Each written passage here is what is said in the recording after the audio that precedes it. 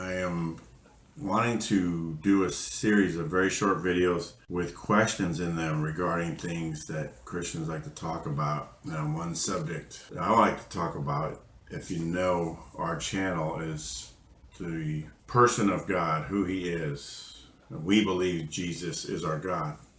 I like to talk about this because I believe I learn a lot. I learn a lot by talking to Him about it. And my fellow Christian brothers and sisters, it seems that we could learn a lot by talking to each other about it. It's very important, I believe, to talk about things that maybe aren't so comfortable. This one subject is one that I find is amazing, that people will throw out cliches like agree to disagree, which I interpret to just simply mean don't talk to me, I don't want to hear about it.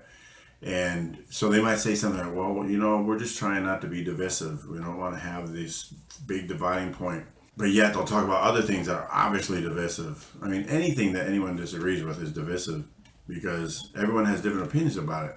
And for instance, we are now in what I guess you would call the grace community.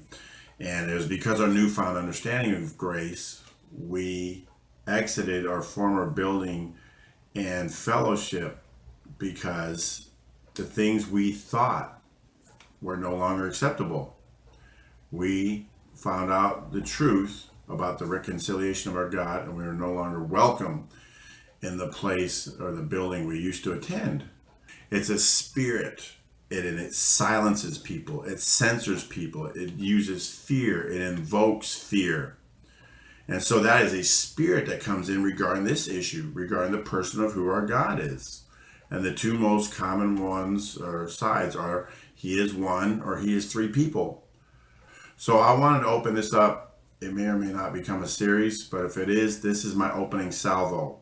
For those of you who believe Elohim is plural, well, I can go through a whole class on English about why it's not plural in those instances, but I'll accept that. I'll accept that.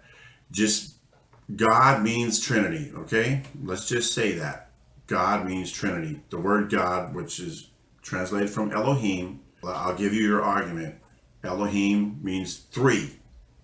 It doesn't, but let's just say it does, because it means plural. It doesn't mean no specific number. Okay, let's say it means three. Each person is Elohim. That is what the Trinitarian insists. So each individual is a plural being. Now, you can't have it as in the whole of God is plural, but each individual Elohim, it now goes back to being singular. Or can you? Maybe you can explain to me how that works. So, just to sum it up, please answer my question, how each of those three is not another three, and another three, and another three, and another three. How do you answer that question?